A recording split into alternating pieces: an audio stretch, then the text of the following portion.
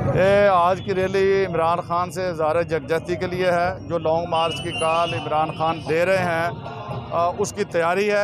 इंशाल्लाह आज से एक हफ़्ता डेढ़ हफ़्ता बाद जब इमरान खान कॉल देंगे तो बिहाड़ी के तमाम लोग जो है हज़ारों की तादाद में यहाँ से निकलेंगे, उस रैली में शरीक होंगे। और जब तक इन इम्पोर्टेड हुक्मरानों को घर नहीं भेजते उस वक्त तक लोग इमरान खान के साथ रहेंगे।